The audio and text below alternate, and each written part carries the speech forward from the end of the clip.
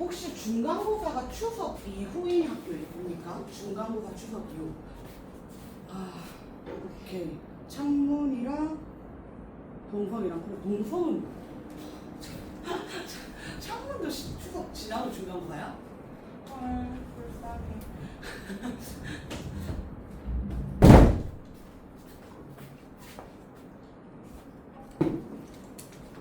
오케이, 알겠습니다.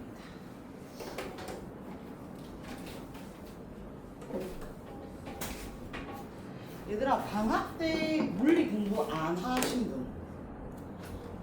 오케이. 수면 한다며. 안녕하세요. 한다며.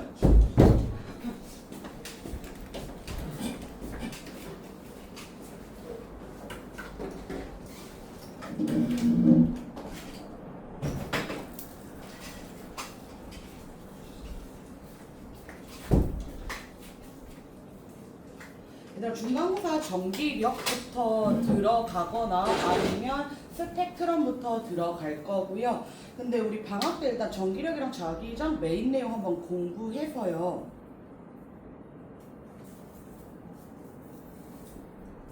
공부해서 스펙트럼부터 진도 나갈 거고 정기력 파트는 다시 돌아가서 할 겁니다. 그래서 대부분 학교가 얘들아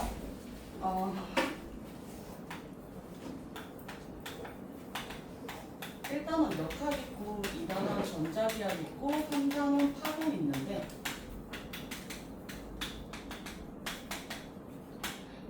1학기 때 1단은 다 끝났거든요. 1학기 때 1단은 안 끝난 학교 있습니까? 1학기 때 1단은 안 끝난 학교? 특수상대성 이론까지 다 진도 끝났지요. 그러면 2학기 때 전자기학에서 제일 먼저 나오는 게 원자, 전기력부터 시작해서 전자기 유도. 전자기학에서 전기 파트 있고 자기 파트 있는데 전기 파트에서 시작이 원자와 전기력부터 시작을 하고요. 그 다음 자기 파트에서 자기장 계산하는 것, 자성체 살펴보는 것, 전자기 유도 들어가는 것까지 이렇게 진행되거든요.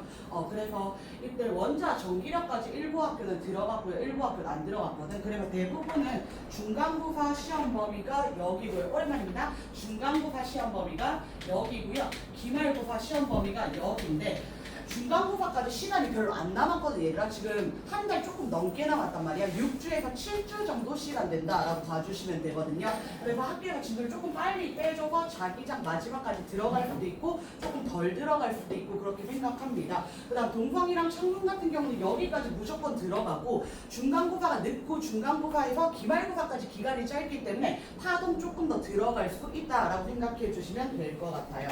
그래서 우리는 방학 때 선생님이랑 공부한 친구들 또는 학원에서 공부한 친구들은 아마도 메인 파트가 어려운 파트가 전기력 계산하는 파트랑 그다음 자기장 계산하는 파트 이쪽이 어렵거든요. 여기 두 군데 공부하셨을 거고요. 썸머 때 공부 안 하신 분들은 여기 빼고 다 아무것도 안 하셨을 겁니다. 그래서 우리가 시작할 것은 어쨌든 여기 스펙트럼부터 시작을 할 거예요.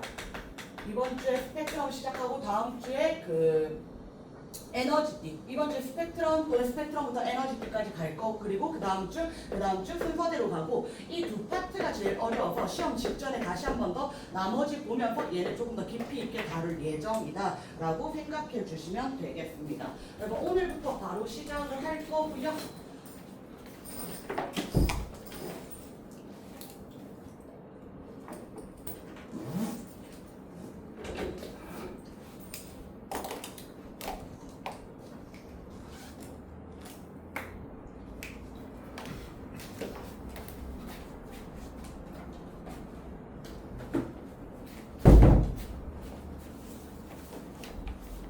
역학보다는 수월하거든요. 전기력 자기장 계산 빼면 역학보다는 수월해서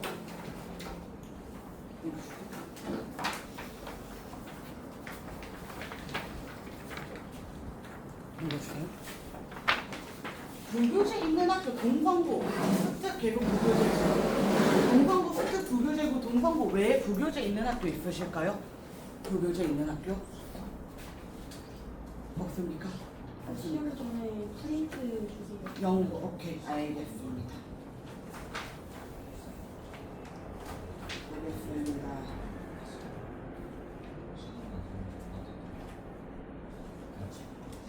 소재 없었는데.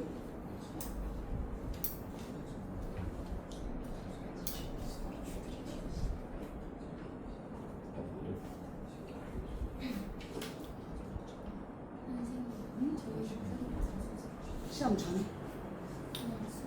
수업 중에? 얘들아, 시험 전에 주든 수업 중에 주든 프린트 주면 선생님한테 한 번 더 갖다 주세요. 선생님 보고 확인해 볼게요. 왜? 어차피 사실 부교재든 프린트든 대부분 수특이거나 아니면 평가원이거나 기출이거나 크게 벗어나지는 않거든. 근데 간혹 특이 내용 있는 경우가 있어서 그러면 여러분 추가로 알려드릴 테니까 가져와 주시면 좋겠습니다.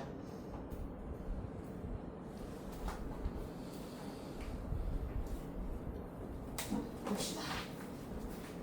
스펙트럼부터 보겠습니다. 준서 방학 때 물려있니? 오케이. 갑시다.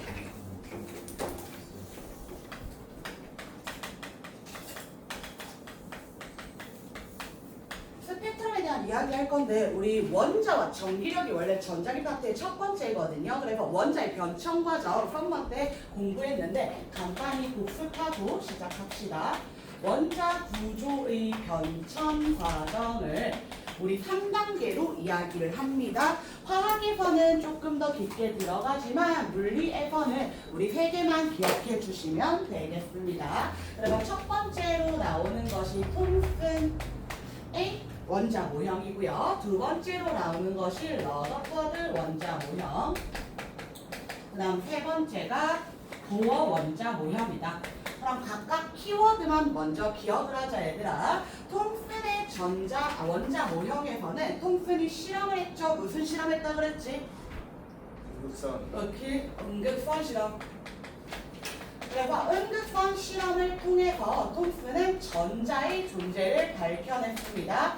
이때 이 앞에 나왔던 원자 모형이 볼턴 원자 모형이고요. 볼턴의 주장에 따르면 물질을 쪼개면 가장 기본 입자는 원자이다. 그리고 원자는 중성이다 라고 이야기했단 말이야. 근데 톰슨이 응급선 실험을 통해서 그 중성의 원자에는 전자라는 입자를 마이너스 전하를 띠는 입자를 가지고 있다 라고 이야기하는 것이고, 그래서 중성의 원자를 살펴보면 여기 마이너스 전하를 띠는 전자들이 콕콕 박혀 있을 것이고 전체적으로는 중성이어야 되기 때문에 플러스의 배경에 마이너스 전자들이 콕콕 박혀 있습니다 라고 이야기한 게 톰슨 원자 모형이고요. 두 번째 러더퍼드 원자 모형에서는 러더퍼드가 진행한 실험 뭐였지요? 알파 입자 산란. 맞습니다. 알파 입자 산란 실험 되겠습니다. 알파 입자 산란 실험이고, 알파 입자 산란 실험을 통해서 원자 핵을 발견하게 됩니다. 그래서 이전까지는 원자 구조가 플러스의 배경에 마이너스가 콕콕 박혀 있었다라고 이야기한다면, 러더퍼드가 주장한 원자 모형은 원자 핵이 별개로 플러스 전하를 띠고 질량이 충분히 큰 원자 핵이라는 입자가 중심에 존재하고 그 주변에 마이너스 전하를 띠는 전자가 돌아다니더라. 그런데 이때 중요한 것은 뭐냐면 얘들아, 이 마이너스 전자를 띠는 전자의 궤도가 임의의 궤도를 가지고 있다라고 이야기합니다. 여기서 말하는 임의는 아무데나 존재할 수 있다라고 주장을 한 거야. 그리고 또 어디든 연속적으로 존재할 수 있다라고 이야기한 겁니다. 그래서 러더퍼드가 이러한 주장을 하자 보어가 러더퍼드 원자 모형은 잘못되었어 라고 이야기하면서 보어의 원자 모형을 새로이 제시합니다. 그래서 보어는 실험이 따로 없습니다. 톰슨은 응급선 실험, 러더퍼드는 알파 입자 실험이지만 이때 보어는 러더퍼드 원자 모형에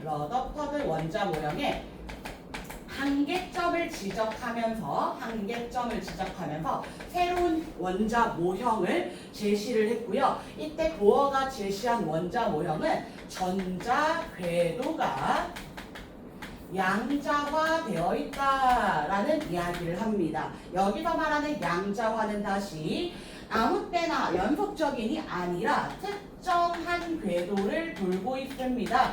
또는 불연속적인 궤도를 돌고 있습니다. 라고 주장을 한 것이고, 그래서 보어의 원자 모형에서는 원자핵이 존재하고 그 주변의 전자가 특정한 궤도, 양자화된 궤도, 불연속적인 궤도를 돌고 있다라고 주장한 것입니다. 이게 이 앞에 챕터에서 나온 내용이야, 얘들아. 이 앞에 챕터에서 나온 내용이고 오늘이랑 이어집니다. 그리고 스펙트럼 본격적으로 들어가면요. 스펙트럼은 크게 둘로 나누어서 이야기를 할 거예요. 연속 스펙트럼과 불연속 스펙트럼이 있습니다. 선생님이 교재에는 불연속을 선이라고 이야기했는데 사실 얘들아 이 선 스펙트럼이라는 것은 불연속을 선이라고 말하는 사람도 있고요. 방출 스펙트럼을 선이라 말하는 사람도 있어요. 그 말은 무슨 말이냐면 수능이나 평가원 기출에는 안 나온다는 이야기야. 선 스펙트럼이라는 말 자체는 안 나와. 근데 말씀을 드리는 이유는 학교 선생님 따라가야 돼서 그래 얘들아. 학교 선생님이 만약에 불연속이 선이다면 그 말이 맞아. 또는 방출이 선이다라고 하면 그 말이 맞아. 학교 쌤 따라갈 겁니다 얘들아. 그래서 스펙트럼은 크게 연속과 불연속으로 나뉘는데요. 스펙트럼의 정의는 무엇이냐면 빛이 들어왔을 때 이 빛은 우리가 백색광이라고 생각을 할게요. 그럼 백색광의 빛에는 빨주노초 파남보 모든 색깔이 들어있을 거지요. 그래서 이 빛을 분광기 또는 프리즘에 통과를 시킵니다. 분광기는 말 그대로 나눈다 빛을 파장에 따라 나누어 주는 것입니다. 그래서 공기 중에서 진행하던 빛이 프리즘을 만나게 되면 분광기를 만나게 되면 이때 분광기에서는 굴절 현상이 나타날 거야 얘들아. 다른 매질로 진행을 했기 때문에 굴절이 나타난다라고 이야기하는 겁니다. 근데 굴절이 나타날 때 빛의 색깔에 따라서 즉 파장에 따라서 굴절하는 정도가 달랐고 빨간색은 이만큼 굴절하고 주황색은 뭐 이만큼 굴절한다면 노란색 이만큼 굴절하고 초록색은 이만큼 굴절하고 파란색은 이만큼 굴절하고 보라색은 이만큼 굴절을 해서 우리 눈에 보이기에는 빨주노초 파란보의 색깔들이 연속적인 색의띠로 나타나 보이는 거야. 굴절 때문에 나타나는 건데 어차피 얘들아 파도를 여러분이 사실 학교에서 교육과정상은 아직 안 배웠다라고 이야기하기 때문에 그냥 프리즘을 통과시키면 빛이 나뉘어져서 연속적인 색의띠를 띈다라고만 이야기해 주시면 되겠습니다. 그래서 이때 이것을 우리가 스펙트럼이라고 하는데 연속 스펙트럼은 그냥 이 자체 그대로입니다. 우리가 백색광이라든지 아니면 광원이라든지 아니면 광원의 역할을 하는 별이라든지 이러한 곳에서 방출하는 빛을 분광기에 통과시키면 연속적인 스펙트럼이 나타난다. 연속 스펙트럼이다 라고 이야기를 할 거고요. 반면 불연속 스펙트럼은 다시 둘로 나뉘어야 됩니다. 방출 스펙트럼이 있고 흡수 스펙트럼이 있습니다. 여러분 통합과학 때 다 공부했던 내용들이거든. 원래 백색광에서 방출한 빛을 또는 백열등에서 또는 광원에서 별에서 방출한 빛을 분광기에 그대로 통과시키면 빨주노초 파란보가 연속적으로 나타났습니다. 모든 색을 다 가지고 있기 때문에 모든 파장의 에너지, 모든 진동수의 에너지, 모든 색깔의 에너지를 다 가지고 있는 거야. 빨간색부터 보라색까지는 우리 눈에 보이기로는 색깔이 다르다라고 이야기하지만 이것은 과학적으로 물리학적으로는 파장이 다르다 또는 진동수가 다르다 이렇게 이야기했습니다. 그런데 이때 여기에서 방출한 빛을 저온의 기체에 통과시키는 거야. 그럼 저온의 기체라는 것은 이 기체가 가지고 있는 특정한 성분이 있을 거잖아요. 원소로 이루어져 있을 거잖아요. 원자를 가지고 있을 거잖아요. 그럼 이때 이 원소가 특정한 영역의 에너지를 흡수하고 나서 남은 빛인 거야. 이해될까요? 저온의 기체를 통과하고 남은 빛을 분광기에 통과를 시켰더니 이때 나타나는 스펙트럼이 어떻게 관측이 되었냐면 아까는 빨주노초 파남보 연속적인 색깔의 T가 나타났는데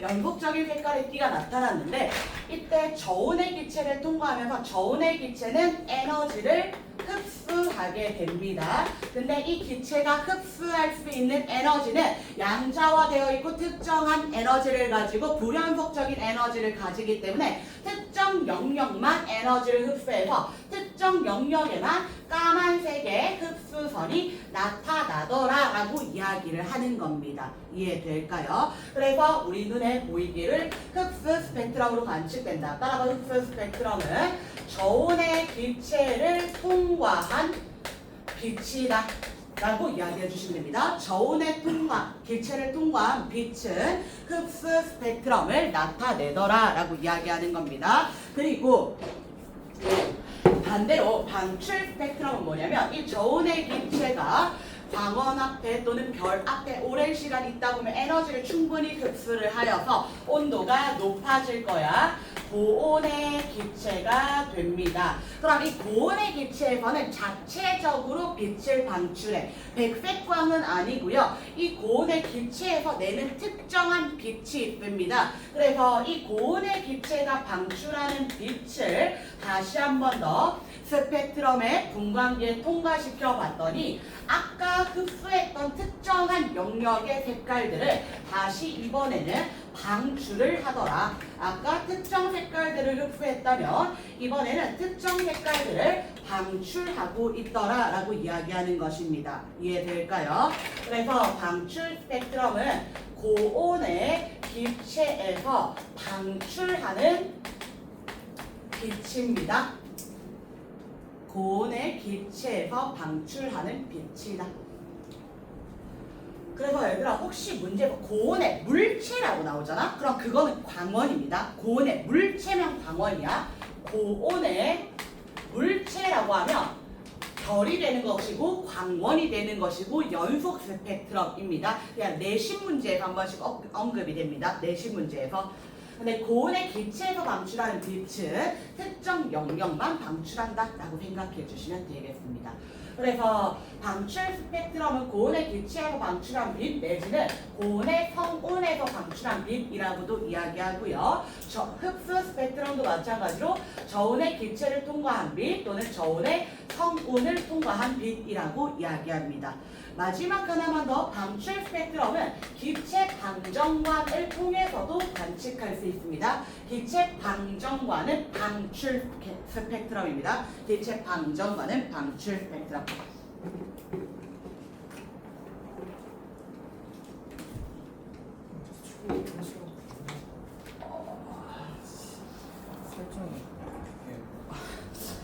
일단 알겠습니다. 자, 그럼 계속 보겠습니다. 얘들아, 계속 볼게요. 이때 그래서 아래 그림 보시면 얘들아 방금 설명한 바와 같습니다. 연속 스펙트럼은 백열등을 프리즘에 통과시켰을 때 그 다음 흡수 스펙트럼은 고온의 기체를 프리즘에 통과시켰을 때 고온의 기체에서 방출하는 빛을 프리즘에 통과시켰을 때 그 다음 흡수 스펙트럼은 백열등을 앞에 두고 저온의 기체를 통과시키고 난 빛입니다. 그래서 아래 여러 가지 스펙트럼 나타나 있는 거 제일 위쪽에 햇빛이나 백열등 연속 스펙트럼 의미하고요. 두 번째 수소, 세 번째 헬륨, 네 번째 네온 쭉 있는 것들은 특정 원소에서 또는 특정 기체에서 방출하는 또는 기체 방정관을 관측했을 때 나타나는 방출 스펙트럼이다 라고 봐주시면 되겠습니다. 뒷페이지 넘어갑니다. 그러면 이제 우리가 이 스펙트럼의 원리에 대해서 설명을 해볼 건데요. 스펙트럼의 원리에 대해서 설명을 해볼 건데 보어의 원자 모형을 다시 설명드리겠습니다. 보어 원자 모형은 앞에서 이야기했던 바와 같이 러더퍼드 원자 모형의 한계점을 지적하면서 새로운 원자 모형을 나타낸 것인데 러더퍼드 원자 모형은 한계점을 두 가지 가지고 있다라는 거야. 보어의 입장에서는 일단 러더퍼드 원자 모형에 따르면 원자의 주위를 전자가 도는데 이때 이 전자는 여기를 돌아도 되고 지금 돌고 있는 이 에너지 궤도를 돌아도 되고 그 전에 원자에게서 멀어지면 멀어질수록 전자가 받는 전기력은 커질까 작아질까? 작아져요. 작아지겠죠. 거리가 멀어졌으니까. 그리고 이때 전자가 가지는 에너지는 커질까 작아질까? 커져요. 커지지요. 그래서 우리가 통합과학 때 주기율표에서 전자를 채울 때는 첫 번째 껍질부터 채웁니다 라고 이야기했지. 첫 번째 껍질부터 전자를 채워야지 이때 안정한 에너지부터 채우는 것이고 에너지가 낮은 상태부터 채우는 것이기 때문에 그렇습니다. 그래서 원자에게서 멀어질수록 에너지가 커지는데 러더퍼드의 주장에 따르면 전자는 아무 때나 돌 수 있단 말이야. 임의의 궤도 돌 수 있단 말이야. 연속적인 궤도 돌 수 있단 말이야. 그럼 지금의 에너지를 가져도 되고 지금보다 조금 더 작은 영역의 에너지를 가져도 되고 조금 더 큰 영역의 에너지를 가져도 되고 어디든 가질 수 있다는 거지요. 이해되겠습니까? 그러면 이때 전자가 이렇게 운동을 하게 되면 궤도 운동을 합니다. 전자는 이렇게 궤도 운동을 하는데 전자가 궤도 운동을 하면서 전자기파가 방출이 됩니다. 전자기파가 방출이 됩니다. 뒤에서 설명드리겠지만 전자가 이동을 하면 전류가 흐르는 효과와 같고요. 주변에 자기장을 만들게 됩니다. 그래서 전기장의 진동과 자기장의 진동으로 인해서 만들어지는 파동입니다. 그래서 전자기파에 어떤 것들이 있냐면 우리 눈에 보이는 가시광선, 즉 빛이라고 하지요. 가시광선이라든지 자외선이라든지 적외선이라든지 마이크로파, 라디오파, 엑스선, 감마선 이런 것들이 전자기파인 거야 얘들아. 그래서 전자기파는 결국에 에너지야.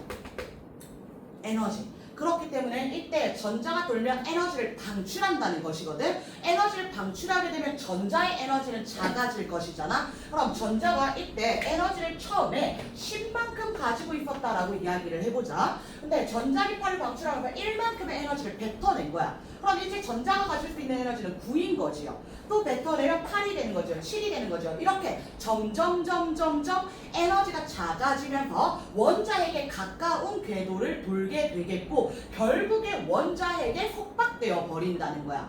그래서 모든 원자에 전자는 존재할 것이고 전자는 궤도 운동을 하고 있는데 이렇게 에너지를 방출해버리고 어디든 에너지를 가질 수 있다면 이 원자는 안정한 구조를 이루지 못하고 모든 원자핵과 전자는 만나버린다라고 이야기하는 겁니다. 첫 번째 문제점이 원자의 안정성에 대해서 설명하지 못한다라고 이야기합니다.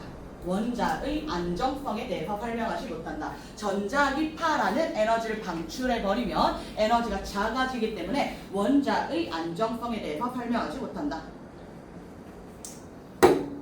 그리고 두 번째는 우리 앞에서 이야기한 흡수 스펙트럼, 방출 스펙트럼인데요. 이때 흡수 스펙트럼이나 방출 스펙트럼 불연속적이잖아. 특정한 영역의 에너지만 흡수하거나 특정한 영역의 에너지만 방출한단 말이에요. 이해되겠습니까? 그럼 이렇게 특정한 영역만 흡수하거나 방출하게 된다면 이때 전자도 특정 영역만 흡수하거나 방출하면 전이해야 된단 말이야. 근데 임의의 궤도 가진다, 연속적인 궤도 가진다, 아무 때나 가진다라는 것은 0도, 1도 먹을 수 있고 2도 먹을 수 있고 3도 먹을 수 있고 4도 먹을 수 있고 1.1도 먹을 수 있고 1.2도 먹을 수도 있고 1.11도 먹을 수 있고 그러니까 모든 영역의 에너지를 다 흡수해야 된다는 거고 모든 영역의 에너지를 다 방출해야 된다는 거야. 즉 불연속적인 스펙트럼이 나타나면 안 되는 거 아니야? 라고 이야기하는 것이고 이 당시에는 실제 불연속 스펙트럼이 관찰되었기 때문에 야 러더퍼드 너의 주장에 따르면 불연속 스펙트럼을 설명하지 못하잖아 라고 이야기하는 겁니다.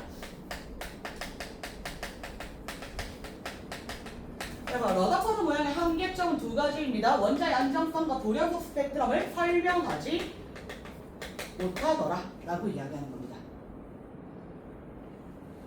그러면 이러한 한계점들을 문제점들을 보완하기 위해서 보어가 새로운 원자 모형을 제시를 하는데 그럼 전자가 임의의 궤도 아무 때나 도는 것이 아니라 특정한 궤도만 돌면 되겠구나. 특정한 에너지만 가질 수 있으면 되겠구나. 그럼 돌아다니면서 에너지를 방출하거나 흡수하지 못하고 흡수 방출 스펙트럼을 만들 때 얘는 특정 영역의 에너지만 방출하거나 흡수할 수 있겠구나 라고 설명이 되는 것입니다.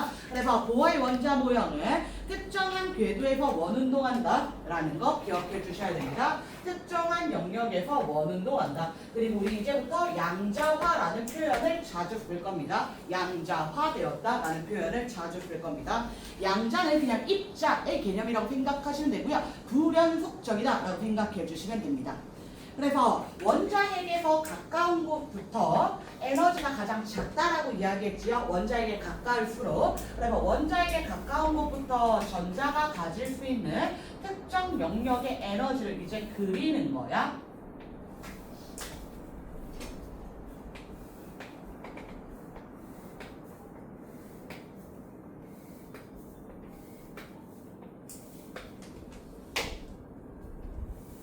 이런 식으로 원자에게 가까운 껍질부터 그려준 겁니다. 얘들아 원래 동그란 그림인데 그냥 납작하게 그린 거야 얘들아. 이렇게 그려주면 원자에게 가까운 것부터 우리가 양자수라는 것을 붙여줘. 우리 그냥 첫 번째 껍질, 두 번째 껍질, 세 번째 껍질 이야기했던 것을 이제 양자수가 1인 곳, 양자수가 2, 양자수가 3, 양자수가 4, 양자수가 5, 양자수가 6, 양자수가 무한대까지 있습니다 얘들아. 무한이 많다라고 보는 거야. 불연속적인 에너지 값을 가지지만 무한한 에너지 준위를 가질 수 있다라고 이야기하는 겁니다. 근데 이 에너지 준위는 전자의 개수랑은 상관이 없어요. 수소는 전자가 한 개잖아. 그럼 우리가 안정한 전자 배치를 이루었을 때 첫 번째 껍질에 전자 한 개 이렇게 이야기했단 말이야. 근데 그건 안정한 상태에서 전자 배치를 이루었을 때고 이때 불안정한 상태라면 두 번째 껍질에 전자 한 개 있을 수도 있고 네 번째 껍질에 전자 한 개 있을 수도 있다라고 이야기하는 겁니다. 마찬가지로 리튬도 전자 3개인데 첫 번째 2개, 두 번째 1개 이렇게 이야기했잖아요. 근데 꼭 이렇게 채워줘야 되는 게 아니라 두 번째 1개 채워지고 세 번째 2개 채워질 수도 있다는 거야.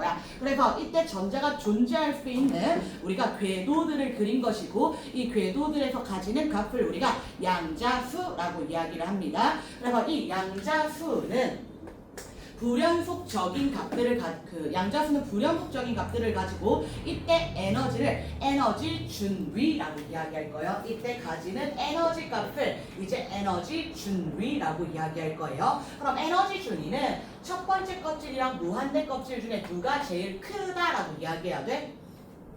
무한대에서 제일 크다. 원자 핵에서 멀어질수록 에너지 크다라고 이야기했지요. 양자수가 클수록 에너지 준위가 크다라고 이야기해 주시면 되겠습니다. 그래서 이때 우리가 가지는 에너지를 그냥 E1, E2 양자수에 따라서 E3, E4, E5, E10, 이 무한대까지 존재하는 것이다. 그리고 이 에너지 값은 불연속적이다라는 거 계속 강조하고 있습니다. 그러면 이때 1번째 껍질일 때, 첫 번째 껍질일 때 양자수가 1일 때 가장 안정한 상태이고 이 가장 안정한 상태를 우리는 바닥 상태라고 약속하였습니다.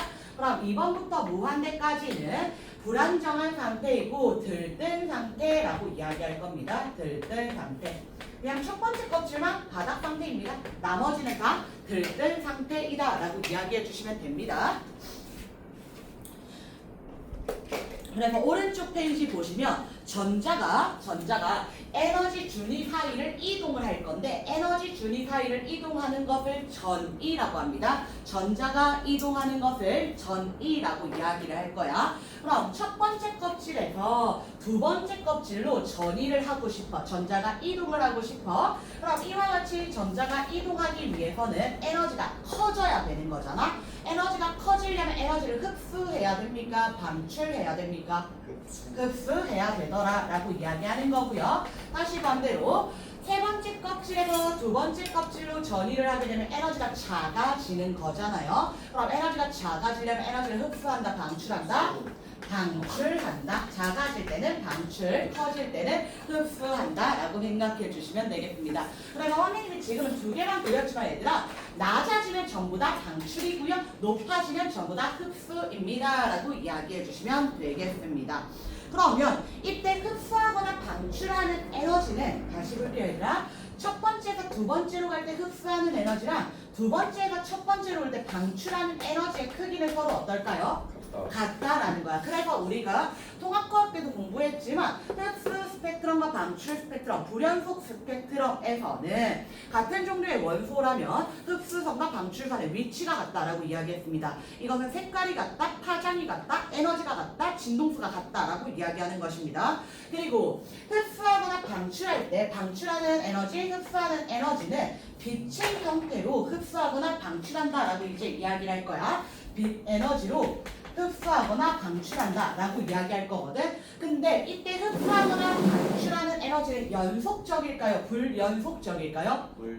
불연속적이고 특정한 에너지만 가질 거잖아. 그래서 이제 빛을 얘들아 잠깐 입자로 볼 거야. 빛을 입자로 볼 거야. 우리 빛은 파동이다 이미 이야기했고 빛의 굴절도 공부했고 빛의 간섭도 공부를 했단 말이야. 근데 이렇게 불연속적인 값만 가질 수 있다라고 이야기하는 것은 입자로 보는 것입니다. 기말고사 시험 범위로 들어갑니다. 빛은 이중성을 가져서 파동성과 입자성을 모두 가집니다. 그래서 이때는 우리가 입자로 본다는 거야. 빛을 입자로 볼 거고요.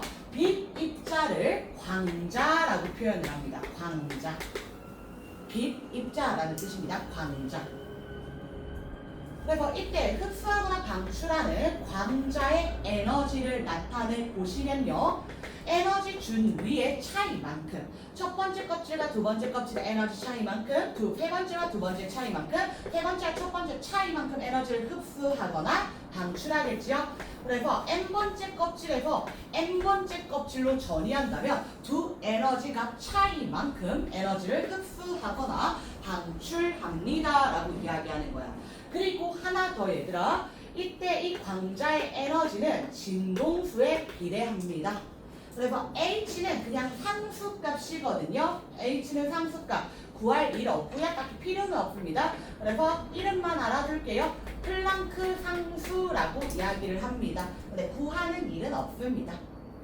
그래서 영향을 주지 않는다. 얘네들 비례한다. 이렇게 생각해 주시면 되겠고요. 그리고 파동 공부하신 분들은 파동의 진행 속력은 F, 람다 이렇게 이야기했잖아. 그럼 전자기파의 진행 속력은 C는 F, 람다 이렇게 표현할 거란 말이야. 그래서 이때 진동수 F는 람다분의 C로 표현할 수 있습니다. 그래서 다시 플랑크 상수 곱하기 진동수를 플랑크 상수 곱하기 람다분의 C이다 이렇게 이야기해 줄 수 있습니다. 그래서 이 식 전생님이 지금 빨간색으로 쓴 식은 외워주셔야 됩니다. 이 책들에 나오는 공식들이 그렇게 많지 않거든요. 이건 그냥 둘의 에너지 뺀다 이 개념이고요. 둘의 에너지 뺀다. 다시 그리고 그 광자 에너지는 진동수에 비례하며 광자의 에너지는 진동수에 비례하며 파장에는 반비례한다라는 거 기억하셔야 됩니다. 진동수에는 비례하며 파장에는 반비례한다. 그래서 보어의 원자 모형이 가장 적합하게 가장 알맞게 적용되는 것이 무엇이냐면 보어의 원자 모형이 가장 알맞게 적용되는 게 수소 원자입니다. 그래서 이때 우리는 수소 원자에서 이야기를 할 거야. 수소 원자. 그래서 보어의 수소 원자 모형이라는 표현이 자주 나와요.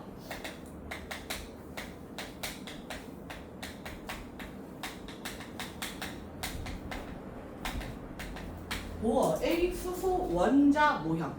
그래서 보어가 주장한 원자 모형 있잖아. 원자 핵이 있고 전자가 있고 전자의 에너지 준위는 불연속적이다 라고 이야기했지요. 그래서 이 불연속적인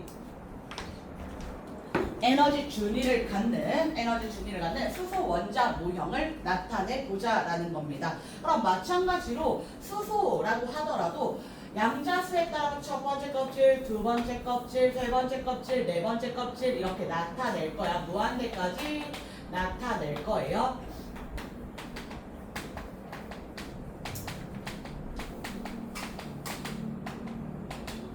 이렇게 나타내는데 보어의 수소 원자 모형에서는 양자수에 따른 에너지 값을 우리가 정의를 합니다. 어떻게 나타내냐면 이때 이 n은 양자수가 n일 때 n번째 껍질일 때 마이너스 n 제곱분의 13.6 에너지 볼트를 가진다 라는 것입니다.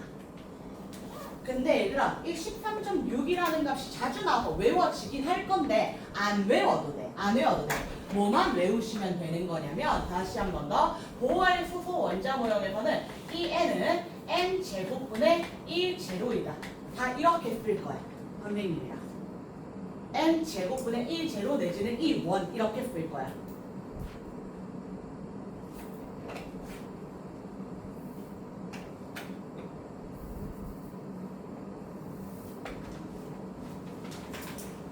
자, 그럼 다시 한 번 더 얘들아. 양자수가 1인 에너지 준위에서 가지는 에너지 값은 마이너스 13.6 에너지 볼트를 가지겠지요. 안 적어도 얘들아. 두 번째는 마이너스 4분의 13.6 에너지 볼트 가질 거고, 그 다음 9분의 마이너스 13.6 에너지 볼트 가질 거고, 16분의 마이너스 13.6 에너지 볼트 가질 거고, 무한대로 가면 얼마가 될까 얘들아?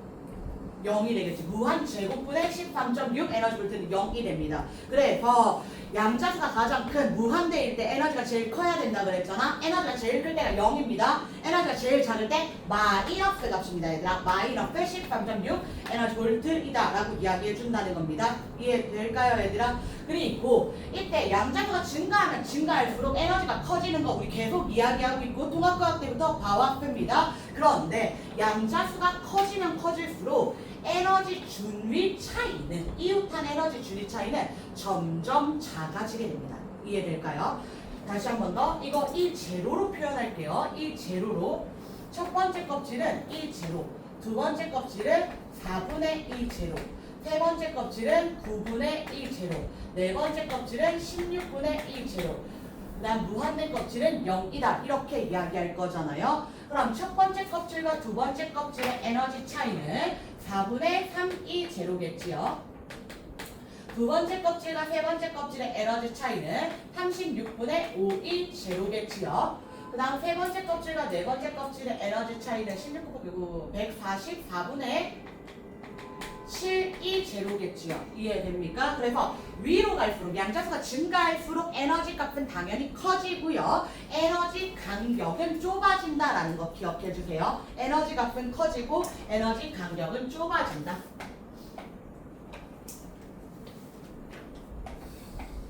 양자수가 증가할 때 에너지는 증가합니다. 근데 에너지 간격은 감소합니다. 에너지는 증가하지만 에너지 간격은 감소하더라.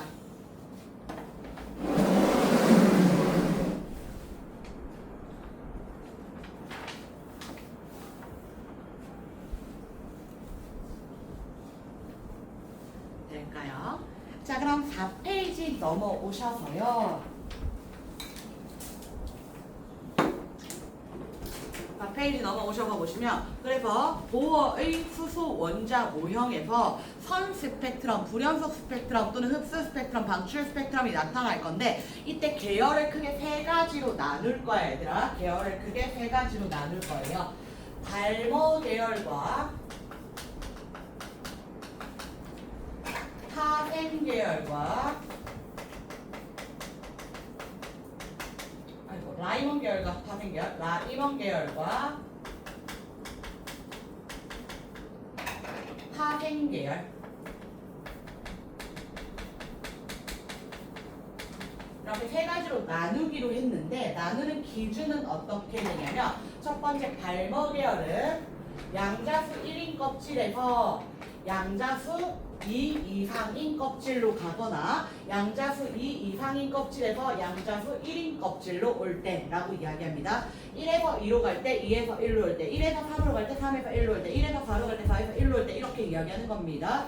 그 다음 라이몬 계열의 경우에는 양자수 2에서 양자수 3 이상인 에너지 준위로 전이할 때, 또는 양자수 3 이상의 에너지 준위에서 2로 전이할 때, 2에서 3 갈 때, 3에서 2 올 때, 2에서 4 갈 때, 4에서 2 올 때, 2에서 5 갈 때, 5에서 2 올 때. 근데 얘들아, 저거 놓기로는 선생님이 3, 4, 5, 6이라고 했는데 조금만 이따 이야기할게 그거는. 그 다음 타생계열은 N은 3인 양자수에서 N은 4 이상인 양자수로 가거나 반대로 4 이상의 양자수에서 3 양자수로 오거나 이렇게 이야기를 할 거야. 이렇게 세 가지만 약속을 했습니다. 세 가지만. 그럼 먼저 발모 계열에서 보겠습니다 얘들아. 발모 계열은 첫 번째 껍질로 오면 돼. 그리고 두 번째에서 첫 번째, 세 번째에서 첫 번째, 네 번째에서 첫 번째, 무한대에서 첫 번째까지 올 건데, 발모 계열 중에서 에너지가 가장 큰 것은 몇 번째 껍질에서 몇 번째 껍질로 전이할 때요? 무한대에서 그치, 첫 번째로 전이할 때고, 가장 작은 에너지는 에너지가 가장 크다라는 거, 간격이 가장 크다라고 이야기하는 거야. 무한대에서 첫 번째로 올 때 가장 크고, 그 다음 몇 번째 볼 때 가장 작아? 두 번째에서 올 때 가장 작겠지요. 그럼 두 번째가 첫 번째로 올 때 방출하는 에너지가 얼마냐면 4분의 3 E0입니다. 그쵸? 반대로 첫 번째가 두 번째로 전이해도 상관없고요. 그리고 가장 큰 에너지일 때 무한대에서 첫 번째로 올 때 또는 첫 번째가 무한대로 올 때 흡수 또는 방출하는 에너지는 1, 2, 제로 되겠습니다. 이해될까요? 선생님, 네. 라이먼이 일로 가는 거 아니에요? 맞아요. 고마워요. 쌤 반대로 적었어. 미안. 라이번이 일로 가는 거 맞아요. 땡큐. 감사합니다. 다시 갈게요. 미안합니다. 그럼 발머 계열에서 다시 한 번 더. 발머 계열에서 에너지가 가장 큰 것은 두 번째로 올 때 또는 두 번째로 갈 때 몇 번째로 가야지 가장 큰 거예요? 발머 계열 중에서 가장 에너지가 큰 거? 무한대. 무한대에서 두 번째 또는 두 번째가 무한대지요. 그럼 그때 흡수하거나 방출하는 에너지는 얼마예요? 둘의 차이가 얼마예요? 36분의 5. 0이랑 4분의 2제로니까 4분의 2제로입니다. 이게 가장 큰 에너지인 거야 얘들아. 가장 큰 에너지는 4분의 1제로. 다시 한 번 더. 가장 작은 것은 몇 번째에서 두 번째로 올 때? 세 번째에서 두 번째로 올 때 또는 두 번째에서 세 번째로 갈 때 그때 흡수하거나 방출하는 에너지 얼마가? 36분의 5, 1, 제로 될까요? 외울 값은 아닙니다 얘들아. 그냥 지금 보시면 됩니다. 구하시면 됩니다. 마지막 파생에서 가장 큰 에너지는 몇 번째에서 세 번째? 무한대에서 세 번째로 올 때 에너지 얼마? 16분의 2. 9분의 2제로 세 번째니까 하면 제곱분의 9분의 2제로. 그럼 가장 작은 것은 몇 번째에서 세 번째로 올 때? 네 번째에서 네 번째에서 세 번째로 올 때 얼마? 36분의 5 2. 144분의 7, 2제로. 여기까지죠? 될까요? 되겠습니까? 좋습니다. 자, 그래서 얘들아, 이들의 대소관계를 비교해보시면, 라이먼은 에너지가 가장 크지요? 맞습니까? 파생이 가장 작지요? 다시 한 번 더. 라이먼에서 가장 작은 에너지가 4분의 3, 1제로인데, 발머에서 가장 큰 에너지가 4분의 2제로란 말이야? 맞습니까? 그러면 라이먼이 무조건 크지요? 절대적으로 크지요? 한 번 더. 발머에서 가장 작은 것이 36분의 5, 1제로인데, 파생에서 가장 큰 것이 9분의 1제로란 말이야. 그럼 마찬가지로 발머가 무조건 더 크다라는 거야. 그래서 라이먼, 발머, 파생 사이의 에너지 관계를 보시면, 라이먼에서 제일 크고, 그 다음 발머, 그 다음 파생이다라고 이야기할 수 있다는 거야. 그냥 이거 보여드리려고 구한 겁니다 얘들아. 어차피 문제에서는 여러분한테 구하라라고 할 거란 말이야. 근데 이 수치들을 직접 외울 필요 없고 그냥 우리는 n제곱분의 1제로만 외워주셔서 첫 번째 껍질 2제로, 두 번째 껍질 4분의 2제로, 세 번째 껍질 9분의 2제로, 네 번째 16분의 2제로 무한대 0 해서 계산해 주시면 되는 거야. 뺄셈하면 되는 거야. 통분하면 되는 겁니다. 이해되겠습니까? 그래서 이들 사이의 에너지 관계를 나타내어라 라고 이야기하면 에너지의 대소관계가 라이먼에서 제일 크고요. 그 다음 발머, 그 다음 파생순이다 라고 이야기할 수 있다는 거야. 라이먼, 발머, 파생순이다. 되겠습니까? 자, 그런데 에너지랑 진동수는 비례한다 라고 이야기했잖아. 그래서 이때 에너지도 라이먼, 발머, 파생순이고 진동수도 라이먼, 발머, 파생순이다 라고 이야기할 수 있습니다. 그럼 에너지랑 파장은 반비례한다고 그랬습니다. 흡수 또는 방출하는 방자의 에너지랑 파장은 반비례한다 외우셔야 됩니다. 그럼 파장은 라이먼, 발머, 파생 중에 누가 제일 크다? 파생이 제일 크다. 그 다음 발머, 그 다음 라이먼 순이다 라고 이야기해 주시면 되겠습니다.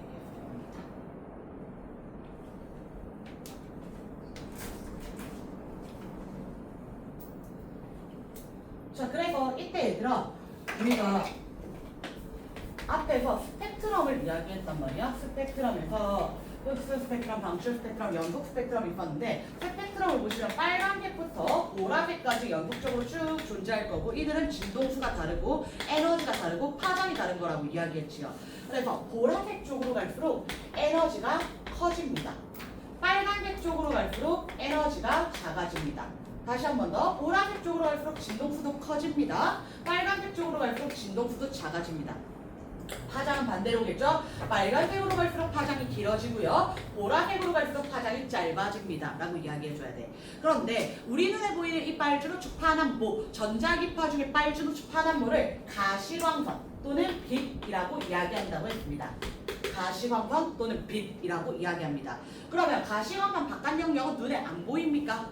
안 보입니다. 눈에 보이는 영역만 이야기한 것이 가시광선입니다. 그럼 가시광선 바깥에는 어떤 전자기파가 존재하냐면 빨간색 바깥이다 그럼 적색 바깥, 적외선이라고 이야기하는 거고 보라색 바깥이다 그럼 자색 바깥이니까 자외선이라고 이야기하는 겁니다. 그 외에도 얘들아 전자기파는 종류가 우리가 1부까지 이야기할 건데 기말고사 시험 범위에 들어가서 뒤에 가서 하겠습니다. 뒤에 가서 이야기하겠습니다. 그러면 적외선, 가시광선, 자외선 중에 누가 제일 에너지가 큰 거야? 자외선. 자외선이 에너지가 가장 크죠. 그 다음 가시광선, 그 다음 적외선 순인 거야. 그래서 라이번 계열이다 라고 이야기하면 라이번 계열은 자외선 영역이다 라고 이야기할 거야. 라이번 계열은 자외선 영역의 빛을 흡수하거나 방출한다 라고 이야기할 거고 그 다음 발머 계열이다 라고 이야기하면 발머 계열은 가시광선 영역의 빛을 흡수하거나 방출한다 라고 이야기할 겁니다. 마지막 파생 계열은 적외선 영역의 빛을 흡수하거나 방출한다 라고 이야기할 겁니다. 될까요? 그런데 지금 표에는 얘들아 발머 계열이 3, 4, 5, 6에서 2인 궤도로 처리할 때 가시광선이다 라고 이야기했거든.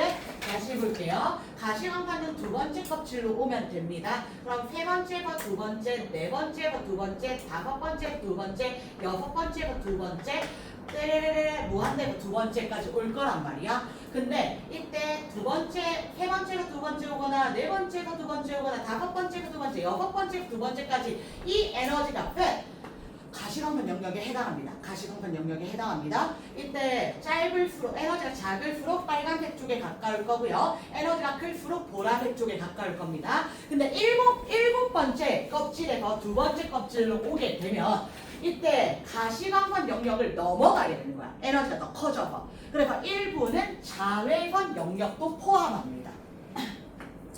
일부는 자외선 영역도 포함합니다. 그래서 6번까지는 가시광선 영역인데 6번에서 2번으로 오는 것까지는 가시광선인데 7번부터는 자외선 영역이다. 근데 가시광선만 써놓은 이유는요. 내신 기출문제에서 모의고사 문제에서 수능특강 문제에서는 여기까지만 나와. 여기까지만. 근데 일부 학교 선생님들이 내신 수업 시간 때 이때 발머 계열은 자외선의 영역에 빛을 흡수하거나 방출하기도 한다라고 하면 그럴 수도 있다라는 거 받아들이셔야 됩니다. 7번째 껍질부터는 자외선 영역입니다. 7번째가 두 번째로 오는 것 이상으로 가면 에너지가 커졌기 때문에 자외선으로 넘어간다라고 이해해 주시면 되겠습니다. 여기까지 될까요? 좋습니다. 자, 그럼 얘들아 뒤로 넘어오셔서요. 뒤로 넘어오셔서 12페이지 보시겠습니다. 12페이지.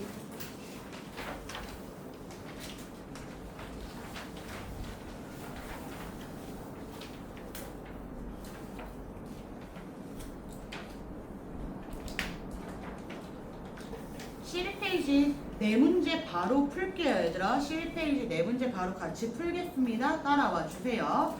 그림 가는 백열 등에서 나오는 빛이랑 방정관에서 나온 빛이랑 저온 기체를 통과한 백열등 빛을 분광기로 관측했다. 그럼 다시 순서대로 연속, 방출, 흡수이다 라는 거 알 수 있습니다. 그래서 이때 저온 기체관에는 한 종류의 기체만 들어있다 라고 이야기했습니다. 그런데 지금 보시면 B의 흡수선이랑 C의 방출선의 위치가 같지요. 그럼 기체 방정관에 들어있는 기체와 저온 기체는 같은 종류의 원소이다 라고 찾아주셔야 됩니다. 그래서 1번 문제 보시면 각각 순서대로 백열등 연속 A이고요. 방정관 방출 C이고요. 그 다음 저온기체 흡수 B 되겠습니다. 자, 2번 보겠습니다. B는 방출 스펙트럼 맞습니까? 아니요, 흡수입니다. 그 다음 수소 원자의 에너지 준이 연속적 맞습니까? 아닙니다. 우리 스펙트럼 나오는 순간부터 보어 원자 모형 나오는 순간부터 불연속적 이야기해 주셔야 됩니다. X. X. 그 다음 저온기체 간에 수소 들어있다 맞습니까? 네 맞습니다. 동일한 기체니까 O. 햇빛의 스펙트럼 A와 같다 맞습니까? 네 별은 A와 같다. XXOO 들어가겠습니다. 그 다음 3번 보겠습니다. 3번 보시면 얘들아 이거 색깔이 지금 오른쪽으로 갈수록 그 색깔이 나오거나 파장이 나와야 되거든요. 색깔이 나오거나 파장이 나와야 되는데 오른쪽으로 갈수록 빨간색입니다. 오른쪽이 빨간색입니다. 오른쪽이 빨간색이다 라고 생각해 주시면 됩니다. 그럼 오른쪽으로 갈수록 에너지가 커요? 작아요? 작아요. 이거 좌우로 바뀌어서 나올 수 있어요 얘들아. 문제마다 오른쪽에 에너지가 클 수도 있고 왼쪽에 에너지가 클 수도 있습니다. 이 문제는 오른쪽이 빨간색, 오른쪽이 에너지가 작다. 그럼 파장이 길다. 그래서 1번 오른쪽으로 갈수록 파장 길다 맞습니까? 네. 그 다음 2번 A에서 오른쪽으로 갈수록 진동수가 크다 맞습니까? 아니요. 진동수 작아져야겠지요. 3번 B를 이용하면 기체의 종류 알 수 있다 맞습니까? 불연속 스펙트럼에서 흡수 또는 방출 스펙트럼에서 흡수선이나 방출선의 위치를 알면 특정 원소를 찾아낼 수 있습니다. 수소의 에너지 준위, 헬륨의 에너지 준위, 나트륨의 에너지 준위 모두 다릅니다. 그래서 O. 그러면 기체의 종류가 달라도 C에 나타나는 선의 위치 같습니까? 아니다 라고 이야기해줘야 되겠지요. O, X, O, X 되겠습니다. 그 다음 오른쪽 그림 가겠습니다. 보호의 수소 원자 모형에서 전자의 전이 기억, 니은, 디귿을 나타낸 것이고 양자수에 따른 전자의 에너지를 나타낸 것이다. 그래서 각각의 에너지를 E1, E2, E3라고 했는데 우리는 E2가 얼마이다 라는 걸 알 수 있다고? 첫 번째 양자수가 E1이라면 두 번째는 4분의 E1, 세 번째는 9분의 E1이다 라고 이야기해줘야 돼 얘들아. E0 내지는 E1으로 표현한다 그랬습니다. 자 그럼 기억번 4번 문제 보겠습니다. 기억은 에너지 흡수입니까 방출입니까? 흡수. 니은은 방출, 디귿 방출. 높은 에너지 준위로 전이하면 흡수인 거고 기억은 2에서 3으로 갑니다. 낮은 에너지 준위로 전이하면 방출입니다. 니은은 3에서 1, 디귿은 2에서 1로 옵니다. 그래서 기억은 흡수, 니은은 방출, 디귿도 방출 되겠습니다. 따라서 이때 에너지가 흡수하거나 방출하는 광자의 에너지를 쓰세요 라고 했는데 그냥 뺄뺄 문제지요 얘들아. 기억에서는 E2와 E3의 차이가 절대값 취하겠습니다. 그 다음에 니은에서는 E3와 E1의 차이가, 디귿에서는 E2와 E1의 차이가 나타내시면 되겠습니다.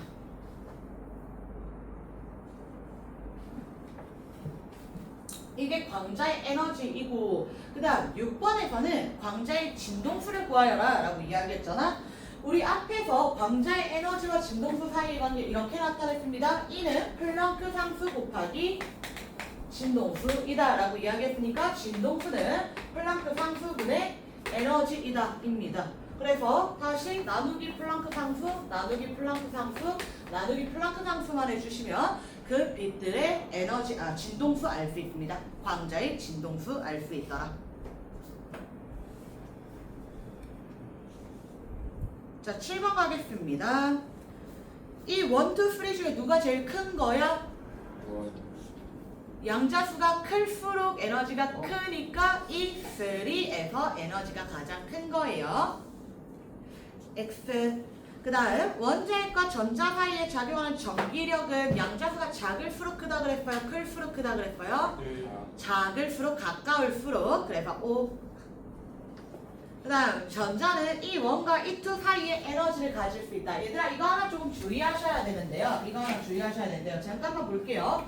지금 1번에서 2번으로 전이를 하기 위해서는 4분의 3 이 제로만큼 에너지를 흡수해야 되잖아. 그럼 만약에 2분의 2 제로만큼 에너지를 주었다라고 생각을 해볼게. 그럼 첫 번째 껍질에 있던 전자가 2분의 1 제로만큼 에너지를 흡수하면 2분의 1 제로로 올라갈 거란 말이에요. 맞습니까? 마이너스 빼고 다 이야기할게요 얘들아. 2분의 1 제로의 에너지를 가질 수 있단 말이에요. 근데 이때 2분의 1 제로에는 전자의 에너지 준위가 있어요? 없어요? 없습니다. 그럼 전자 여기 존재할 수 있습니까? 없습니까? 없습니다. 떨어진다 다시 돌아간다라고 이야기하는 겁니다. 될까요? 그러면 얘들아 4분의 3 이제로보다 조금 더 큰 에너지를 줬다라고 이야기해 볼게요. 예를 들어서 4분의 3.1 이제로만큼 에너지를 줬다라고 이야기해 보자. 그럼 4분의 3만큼 흡수해야지 두 번째 껍질도 전이할 수 있는데 이때 4분의 3.1만큼 주면 전이할 수 있을까? 없을까? 없습니다. 여기 이만큼의 위치에는 전자의 에너지 준위가 없잖아요. 그래서 전이하고 에너지를 남기는 것이 아니라 다시 원래 자리로 돌아오게 됩니다. 그래서 실제 문제가 어떻게 출제되냐면 첫 번째 껍질의 에너지 준위가 마이너스 13.6 에너지 볼트지요. 두 번째 껍질은 마이너스 3.40 에너지 볼트입니다. 나중에 다 해주시면 이 값 나옵니다, 얘들아. 그럼 첫 번째 껍질에서 두 번째 껍질로 전이하기 위해서는 에너지를 10.2 에너지 볼트만큼 흡수하면 되거든요. 근데 이때 10.1만큼 에너지 흡수하면 당연히 여기 에너지 없으니까 돌아온다. 그럼 10.3만큼 흡수해도 이때 여기에도 에너지 없으니까 다시 돌아온다는 거야. 그래서 이상의 에너지를 주는 것이 아니라 딱 그만큼만 줘야지 전이할 수 있다라는 거 기억하셔야 됩니다. 그래서 이 사이사이의 에너지 값은 가지지 못한다라는 이야기입니다. 그래서 이 원과 이 두 사이의 에너지는 가질 수 없습니다. X. 그 다음 기억의 파장과 니은의 파장 중에 누가 더 크니? 라고 물어봤는데 기억의 에너지랑 니은의 에너지를 비교하시면 둘 다 기억은 발머 계열이고요. 니은은 라이먼 계열이지요. 맞습니까? 기억은 발머 계열입니다. 다시 숫자 볼게요, 얘들아. 기억은 2에서 3으로 전이하는 거잖아. 그러면 이 3보다 큰 3 이상에서 2로 전이한 것이기 때문에 기억은 라이먼 계열입니다. 그 다음 니은에서는 3이랑 1이잖아요. 얘들아 작은 수 봐야 됩니다. 작은 수. 그러면 3에서 1로 또는 1에서 3으로 전이할 때는 반대로 말했죠. 미안합니다. 발머 계열입니다. 그리고 3에서 1로 전이할 때는 라이먼 계열입니다. 작은 수 볼 겁니다. 작은 수. 2로 전이할 때는 발머, 1로 전이할 때는 라이먼이라고 이야기해 주셔야 됩니다. 그럼 라이먼과 발머 중에 에너지 누가 더 크다라고 이야기했어? 라이먼에서 에너지 더 크다라고 이야기했지요. 그러면 이때 파장은 어디에서 더 길다라고 이야기했습니까? 발머에서 더 길다라고 이야기했습니다. 그래서 흡수하는 파장과 방출하는 파장 비교해 보시면 발머 계열에서 파장이 더 길다, 기억에서 더 길다. 5번 방출하는 빛의 진동수는 니은에서가 디귿보다 작다. 니은 디귿 비교하라 라고 했는데 디귿은 2와 1 사이를 전이하니까 마찬가지로 라이먼 계열입니다. 근데 둘 다 라이먼인데 니은은 3에서 1이고 디귿은 2에서 1이니까 니은에서 에너지가 더 클 거지요. 그럼 진동수는 어디에서 더 커요? 니은에서 더 커야겠지요. 에너지 진동수 비례지요. 그럼 파장은 어디에서 더 깁니까? 디귿에서 더 깁니다 라고 이야기해 주시면 되겠습니다. 자, 진동수입니다. 그래서 니은에서가 더 크다. 틀린 설명 X 되겠습니다. X, O, X, O, X 되겠습니다. 그 다음 13페이지 두 문제 더 가겠습니다, 얘들아.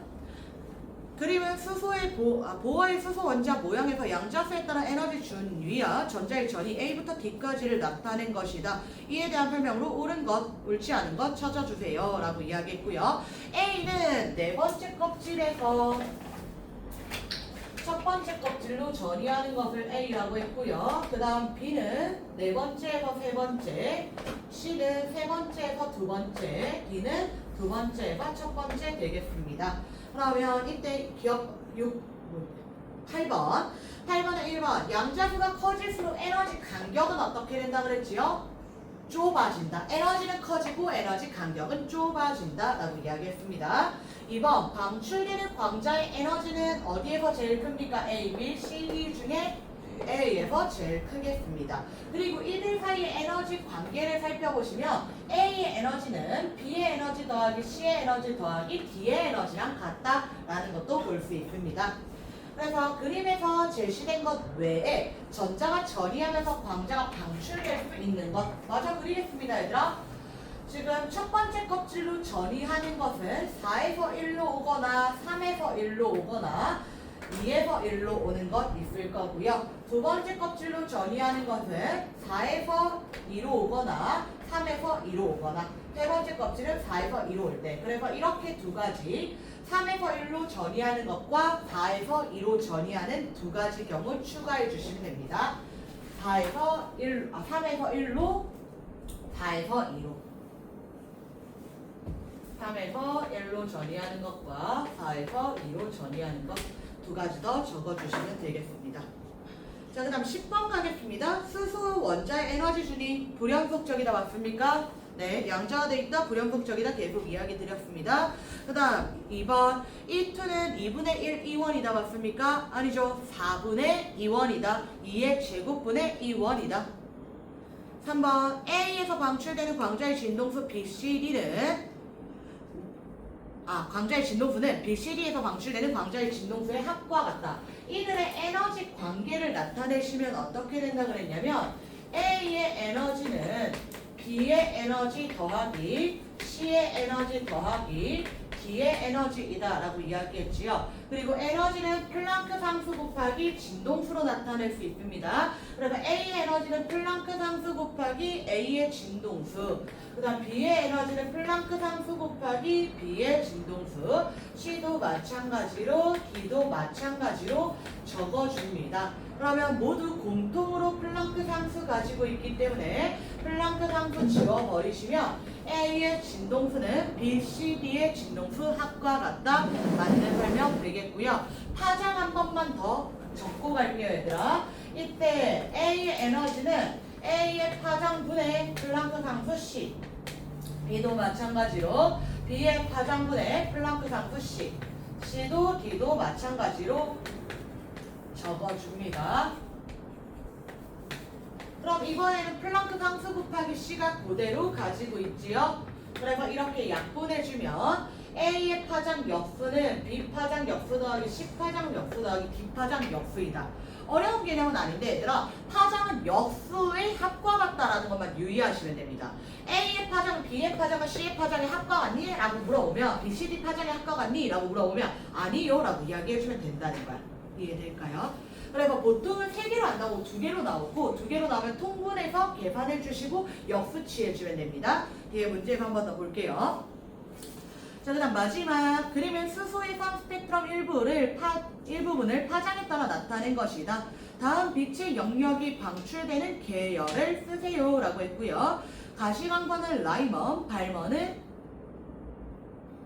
자외선은 왜 자꾸 반대로 말하지? 미안해요. 가시광선은 발머, 자외선은 라이먼, 파페는 적외선은 파페입니다.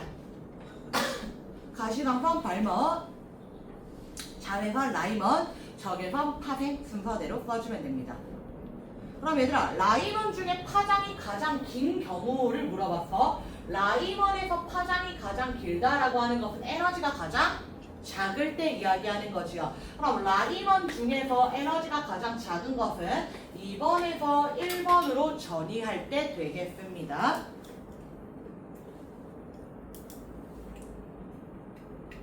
자, 그럼 13번 수소 원자는 전자를 무수히 많이 가지고 있다 맞습니까? 아니요, 전자는 하나 에너지 준위가 무한대까지. 그 다음 2번 빛의 진동수는 라이먼 계열이 발머 계열보다 크다 맞습니까? 네, 진동수 에너지는 라이먼, 발머, 파생 순입니다. 5. 라이먼 계열 중에 진동수가 가장 작을 때는 에너지가 가장 작을 때고 두 번째에서 첫 번째로 전이할 때입니다. X.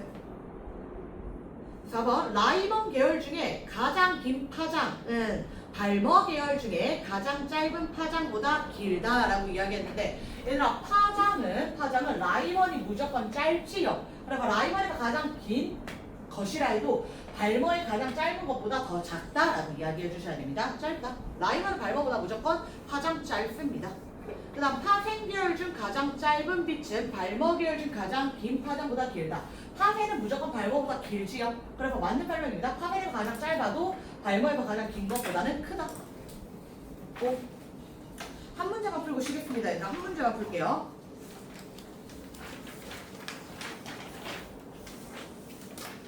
27번 풀겠습니다. 16페이지 27번 문제 엎을게요. 16페이지 27번. 파장 B 찾는 겁니다. 파장 B.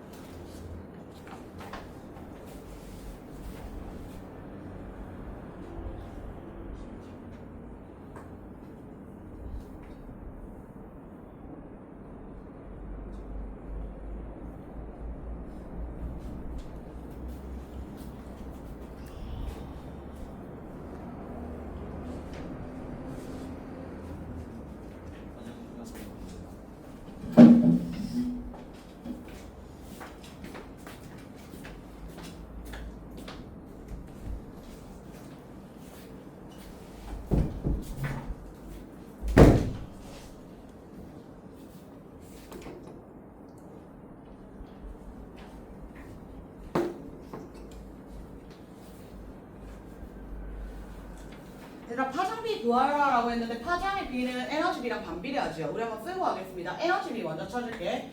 이 A 대 이 B는 플랑크 상수 곱하기 FA 대 플랑크 상수 곱하기 FB로 표현할 수 있고요. 한 번 더 람다 A분의 플랑크 상수 C 대 람다 B분의 플랑크 상수 C로 계산할 수 있습니다. 근데 이때 이 A는 3에서 2로 전이할 때니까 에너지가 9분의 1 제로에서 4분의 1 제로가 되었습니다. 둘의 차이값 구하여라 라는 의미고요. 둘의 차이값 뺀 36분의 5 1 제로이다 라고 이야기할 수 있습니다. 그리고 B는 2에서 1로 전이할 때니까 4분의 1 제로에서 2 제로로 전이할 때 이야기하는 것이고요. 자, 절대값 취해서 계산한다 라고 보겠습니다 얘들아. 그러면 4분의 3 1 제로이다 라고 이야기할 수 있습니다. 그러면 이 A 대 이 B는 우리는 36분의 5 대 4분의 3이다 라고 이야기할 수 있고 FA 대 FB도 36분의 5 대 4분의 3이다 라고 이야기할 수 있고 람다 A분의 1 대 람다 B분의 1이 36분의 5 대 4분의 3이다 라고 이야기하는 거지. 그래서 파장 B를 물어보면 얘들아 역수 취해야 되니까 그냥 반비례 관계로 바로 들어가셔도 됩니다. 지금 이 문제에서 구하라고 한 바가 람다 A 대 람다 B를 구하라 라고 이야기했으니까 이 B 대 이 A를 구하시면 됩니다. 이해될까요? 아니면 여러분이 이렇게 구하셔도 되죠. 이 A분의 1 대 이 B분의 1 이렇게 구하셔도 된다는 거예요. 에너지는 플랑크 상수 곱하기 람다분의 C라 그랬으니까 이 식에서 얘들아 이 식에서 람다를 우리가 표현하면 람다는 플랑크 상수 C분의 2분의 플랑크 상수 C이다 이렇게 이야기하니까요. 이해될까요? 그래서 바로 그냥 역수로 들어가셔서 반비례로 들어가셔서 이 B 대 이 A이다 이렇게 구한다는 거예요. 그러면 정답은 반대로 쓰셔야 됩니다. 정답은 4분의 3 대 36분의 5이다 라고 이야기하시거나 아니면 좀 약분해서 나타내시면 따라서 정답은 27대 5이다 이렇게 결론 나와야 됩니다. 반대로 써주셔야 됩니다. 역수로 써주셔야 됩니다. 될까요? 네. 잠깐 쉬었다가 우리 에너지 B 오늘 보겠습니다. 성민이 낮잠 자다가 지금 일어났어. 성민이